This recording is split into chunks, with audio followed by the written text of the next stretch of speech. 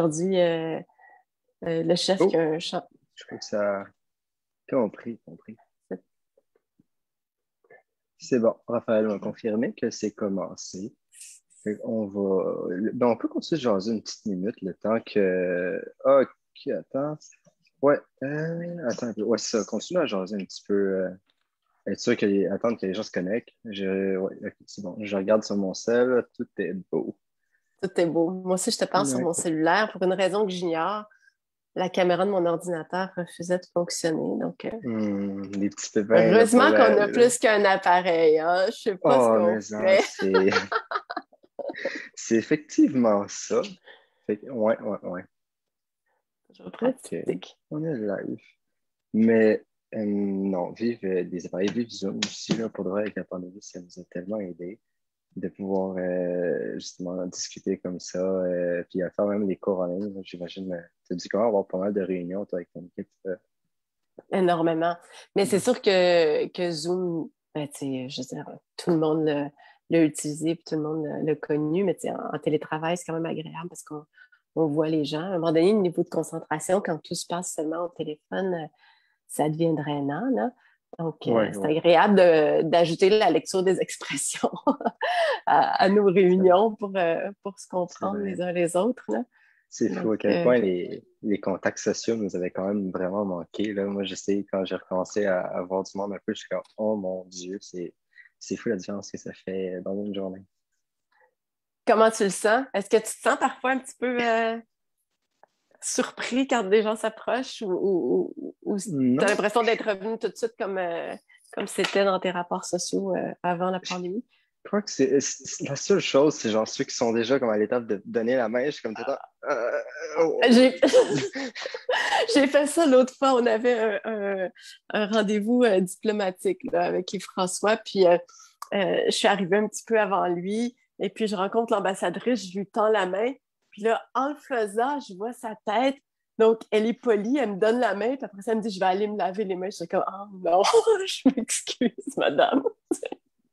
Mais parfois, il y a des réflexes qui Mhm. reviennent comme ça, mais Ouais.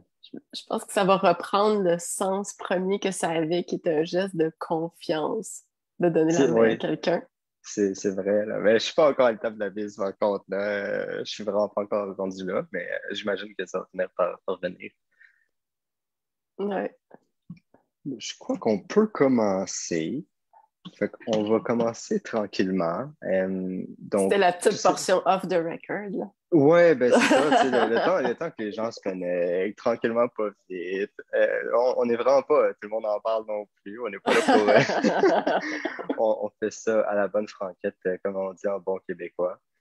Donc, ben, tout simplement, là, ce qui t'a amené à aujourd'hui à être là dans la chaise que tu es en train de discuter avec moi, Ah! là, donc évidemment, ton petit parcours, dans quoi tu as étudié, le métier que tu as fait avant, pourquoi la politique soudainement t'a intéressé, etc. Donc, Mais vas-y. comme on a commencé un peu vite, pour le bénéfice de ceux qui se sont joints à nous, je vais quand même préciser que je m'appelle Marie-Évelyne Michel. Je sais que c'est un très grand nom, hein? Je comprends pourquoi tu ne l'as pas dit, mais on s'y habitue. Il y avait des gens qui m'appellent Mel parce que c'est mes initiales, donc ça fait c'est le raccourci. Puis je suis candidate dans Laurie-Sainte-Marie. Alors, comment c'est venu dans ma vie? Pourquoi j'ai décidé de me présenter comme candidate? C'était bien comme ça que tu me lançais. Exactement. C'est arrivé, disons, le tout premier contact là, qui a fait que j'ai décidé d'aller travailler avec le Bloc québécois est arrivé un peu par surprise, je te dirais. J'avais échangé sur Twitter sur des aspects politiques avec Alexis Brunel-Duceppe, que je connaissais, avec qui j'ai travaillé sur des plateaux de tournage. Parce que moi, je travaillais en télé et en cinéma, ayant étudié en communication à l'UQAM. Donc, j'ai travaillé à la fois devant et derrière la caméra. Je fais à peu près tous les métiers qu'on peut faire dans ce beau milieu-là. Et puis, j'échange avec Alexis comme ça, puis à un moment donné, il me dit, coudonc, toi, est-ce qu'on peut se parler? Je fais, oui, c'est bon, on se fixe un rendez-vous, puis qui tombe le 24 juin. Donc, je vais toujours me rappeler de cette journée-là, qui prend une deuxième couche de sens. Puis il me dit, tu sais, Marie-Evelyne, on préparait à ce moment-là la campagne 2019. Il me dit, on cherche des candidats, puis tu sais, tu as le profil, tu serais bonne, est-ce que ça te tente de venir travailler avec nous? Donc, c'est comme ça que je me suis rapprochée du blog. Je n'ai pas fait le saut en politique active à ce moment-là pour toutes sortes de raisons, là, principalement familiales. Mais ayant eu des échanges avec Yves-François, je lui ai dit, ben, tu sais quoi, je vais aller me former avec vous autres, puis je serai là à la prochaine élection.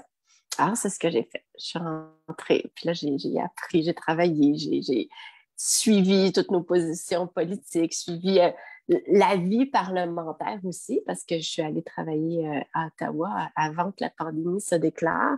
Et puis, c'est comme ça, donc, que j'ai commencé à travailler au Bloc. Et quand ben, les rumeurs d'élection se sont faites un peu plus pressantes, ben, le fait que je devienne candidate s'est fait plus naturellement.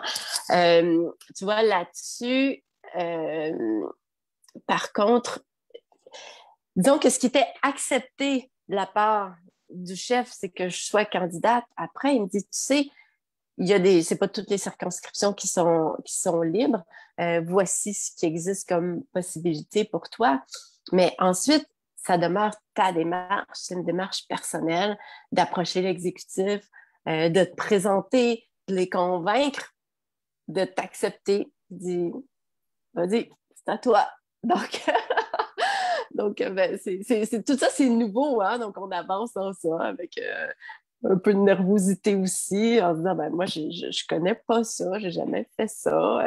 Puis, bon, ben, j'ai pris contact avec le président de l'exécutif qui a accepté d'organiser une réunion pour que je rencontre les gens. Et puis, c'est de cette façon-là, donc, que je me suis retrouvée à être acceptée par les membres du Bloc dans le Sainte-Marie.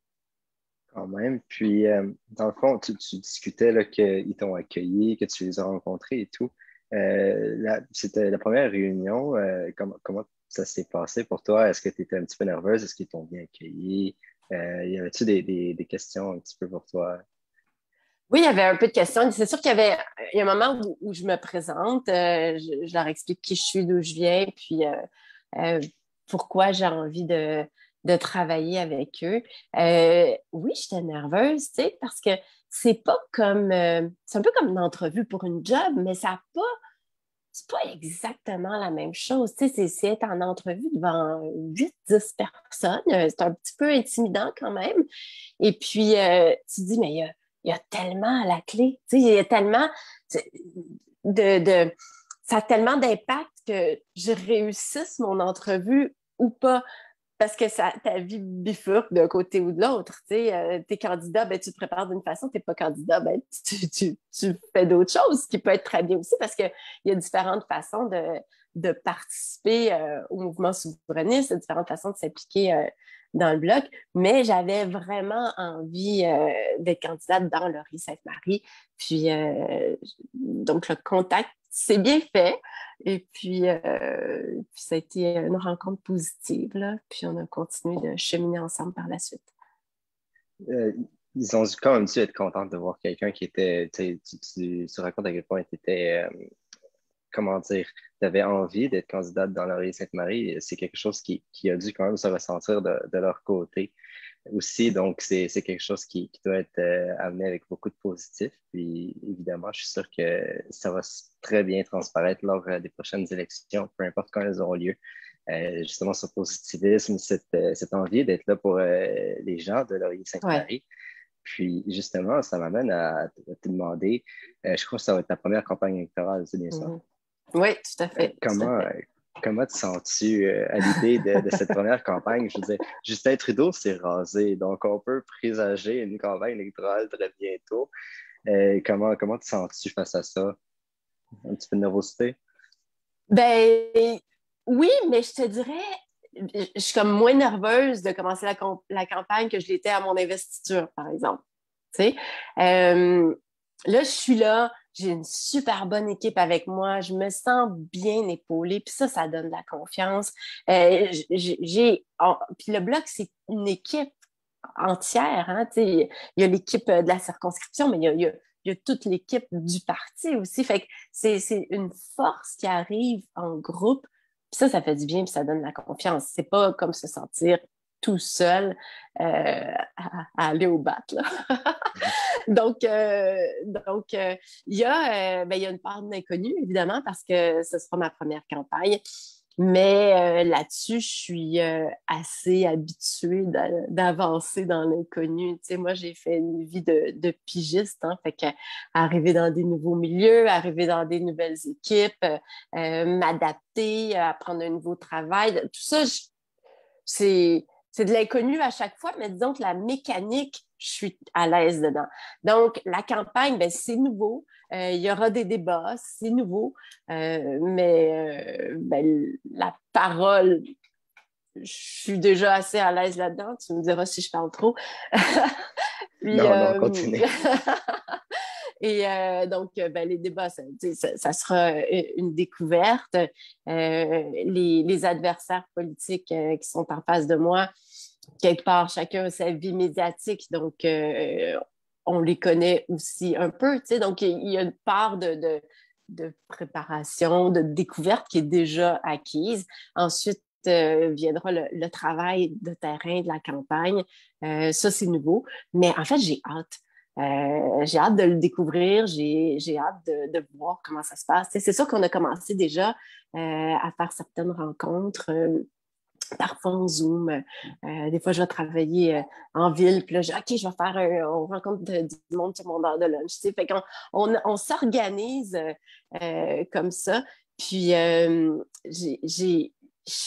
trouve tout le temps ça le fun quand il y a du contact avec les gens. Fait que je me dis, en campagne, ça va juste être 2 journées le fun tout le temps parce qu'on est tout le temps en train de rencontrer plein de monde.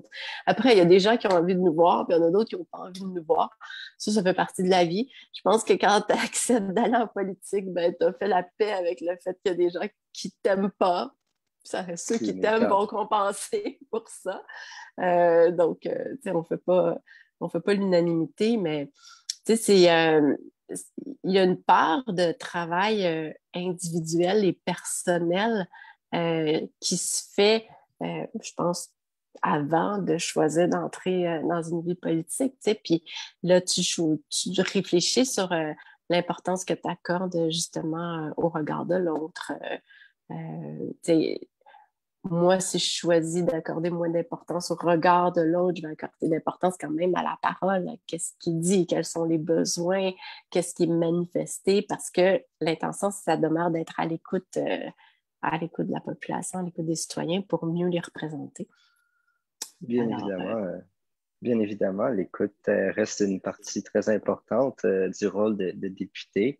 Et puis, bien sûr, personne ne fera l'unanimité.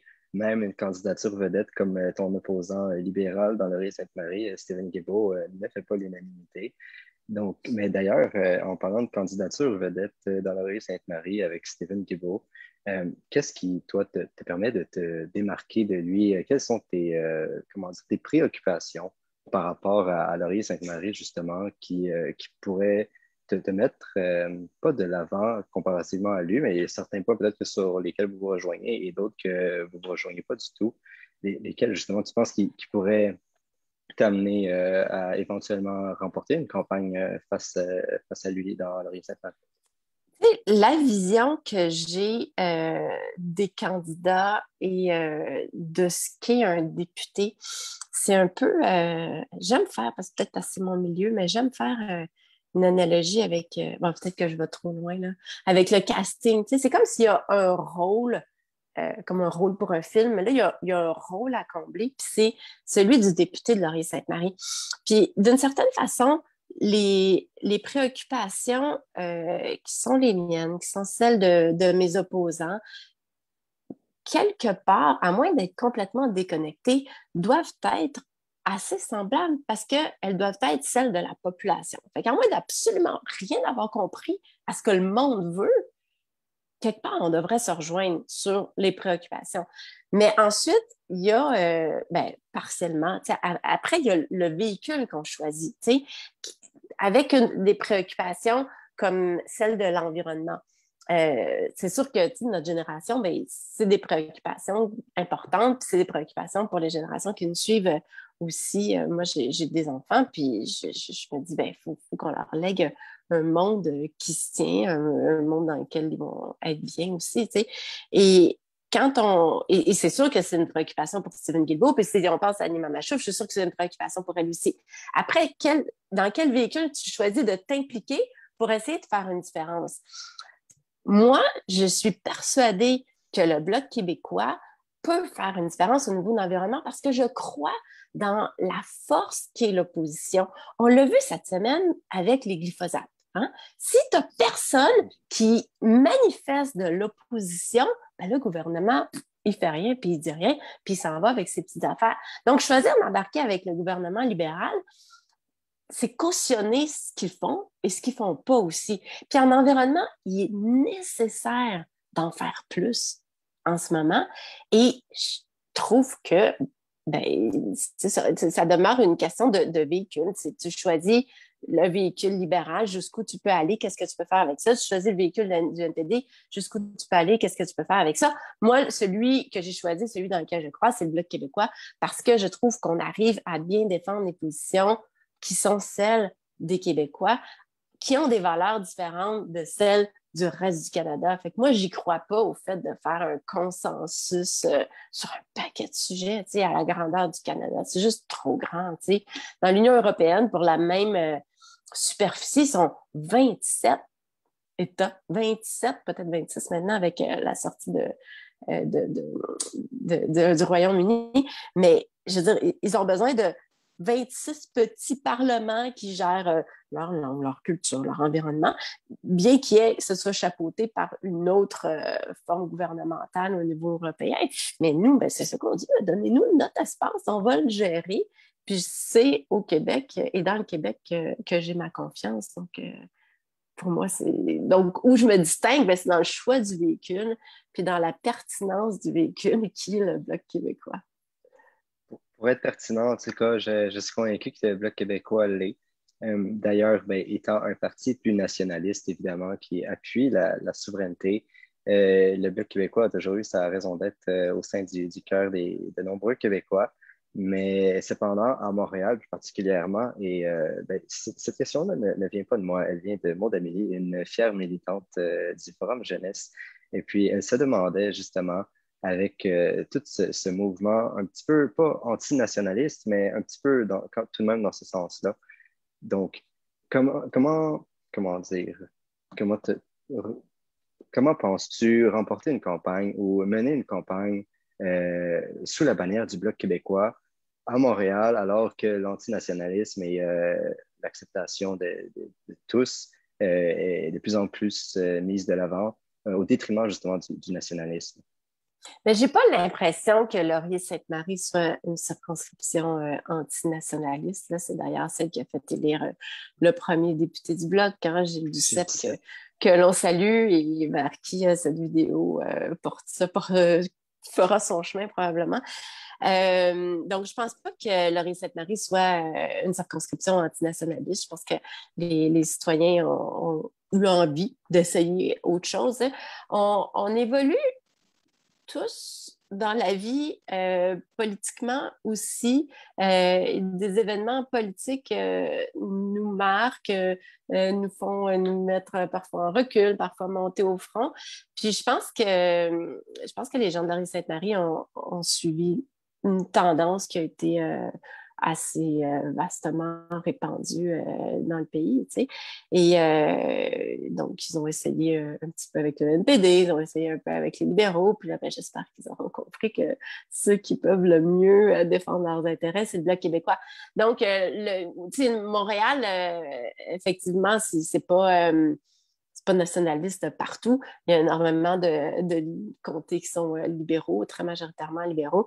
Mais moi, j'y crois dans le fait que les gens de Laurier-Sainte-Marie peuvent de nouveau appuyer le Bloc québécois. C'est super beau à entendre, évidemment. On aime toujours ça. Entendre justement des gens qui aiment s'impliquer et qui, justement, qui sont aussi enthousiastes que tu l'es. Et puis, justement, souvent, malheureusement, en politique, beaucoup de femmes disent qu'elles ne croient pas en leur place ou qu'elles ne sentent pas qu'elles sont à la hauteur face à la politique et elles préfèrent rester en retrait. C'est souvent ce qu'on entend. C'est d'ailleurs pour ça qu'au Forum Jeunesse, on a, ben, pas moi évidemment, mais que le Forum Jeunesse a fondé un comité sur l'implication des femmes. Mais toi, en tant que candidate de Laurier-Sainte-Marie, en tant que femme, qu'est-ce que tu aurais à leur dire? Qu'est-ce que toi, ton cheminement, t'as fait dans ta tête avant d'en arriver là? T'as-tu eu des doutes sur toi-même? Est-ce que tu aurais quelque chose à dire sur celles qui doutent justement d'elles-mêmes? Ben, je suis femme et noire, tu sais. Fait que c'est sûr que être différent dans la vie, là, peu importe sa différence, qu'elle soit physique, ethnique, couleur de cheveux ou peu importe, tu sais, ça t'apprend à tu choisis une posture à un moment donné, tu sais. Tu dis, bon, ben moi, soit je me mets plus en retrait, soit ben, je fonce, puis il faut que je fonce plus que les autres pour arriver là où je veux arriver ou pour atteindre les buts que j'ai envie d'atteindre, tu sais. Donc, moi, ma différence, j'en ai eu conscience très jeune, puis je pense qu'elle influence tout le reste, tu sais. Donc, tu sais, être toute seule de noir dans mon école primaire, je pense que ça a été un plus grand travail sur moi-même que d'être femme en politique dans un milieu à prédominance masculine, mais où j'ai eu des prédécesseurs qui ont fait le chemin. Je ne suis pas la première femme à arriver en politique. J'ai été la première femme dans d'autres milieux. Première minorité visible aussi dans d'autres milieux. Par exemple, j'ai voyagé, j'ai travaillé à Londres comme projectionniste dans ce qui était à l'époque le deuxième plus grand cinéma de Londres. J'ai été la première femme projectionniste là. J'ai travaillé en sauvetage pour la Garde côtière canadienne là, dans un programme qui s'appelle le Programme des embarcations de sauvetage côtier. Puis j'étais la première minorité visible à rentrer dans ce programme-là. Puis j'ai été chef d'équipe. Tu sais, fait que je suis habituée à aller faire mon chemin. Donc, j'ai pas, ça m'intimide pas de rentrer dans un milieu à prédominance masculine. J'en ai un peu fait même à un moment donné ma marque de commerce là. Plus jeune, là, j'allais tout le temps là où on ne m'attendait pas, tu sais, les jobs d'été, tout ça. Donc, mais tu vois, pourquoi il n'y a pas tant de femmes en politique? Tu sais, moi, j'aurais envie de dire aux filles, tu sais, venez, puis impliquons-nous, parce que, puis à toute autre personne, tu sais, si on veut que les partis politiques nous ressemblent, bien, à nous d'être présents et d'en faire partie pour que ça nous ressemble, parce que on façonne les milieux dans lesquels on s'investit. Donc, ben, j'ai eu des exemples féminins avant moi. Si je suis un exemple pour d'autres femmes qui auront envie de s'investir en politique, j'en serais heureuse. Peu importe les partis. Tu sais, quelque part, l'idée, c'est de s'impliquer socialement. Puis, moi, je crois au Bloc québécois, donc j'espère qu'on sera plus nombreuses au Bloc québécois. Mais je le souhaite bien évidemment. Et puis, tu as quand même mentionné justement à plusieurs reprises faire partie des minorités visibles Oui. en tant que femme noire.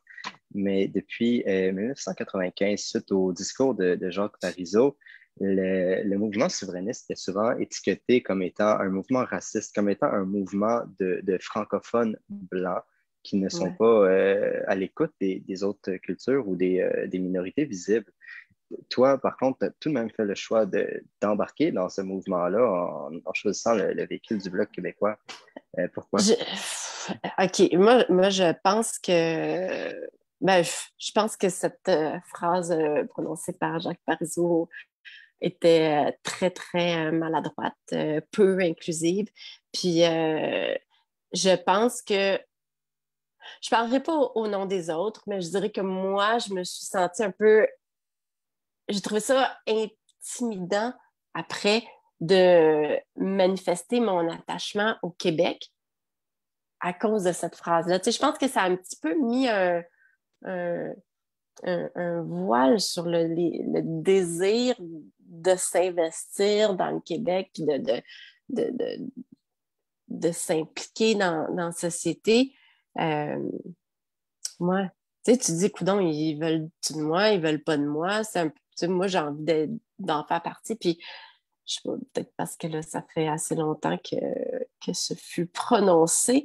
Je me dis, si je suis certainement pas la seule à me sentir, euh, à me sentir québécoise, à avoir une fibre souverainiste. Puis je pense qu'on doit se décomplexer un peu plus, puis le dire haut et fort. Tu sais, qu'il y en ait qui soient racistes, c'est quoi? Il y en a. Mais moi, je suis ici, puis c'est chez moi. Puis je suis née ici, puis je continue de vivre ici. Donc, j'ai envie de prendre ma place, puis c'est tout, tu sais. Puis on fait tous partie de la même société, puis on avance, puis c'est ça. Donc, ouais, je pense que ça a été intimidant pour beaucoup de gens. Mais je pense Dont qu'il est temps que toi, ça change. Ouais, ouais. Mais je pense qu'il est temps que ça change. Donc, je suis là. oui. Donc, vous êtes là. Ouais, Donc, je suis là. c'est excellent. Bon, pour vrai, c'est vraiment excellent. C'est beau à entendre aussi qu'il y en a qui, malgré tout, ont réussi à s'attacher au Québec bien plus qu'au Canada et réussi à s'attacher à cette culture qui est différente malgré tout. Puis, bien évidemment, on souhaite que plus de gens puissent suivre ton exemple et s'attacher au Québec et apportent aussi leur grain de sel à cette société qui est en constante évolution.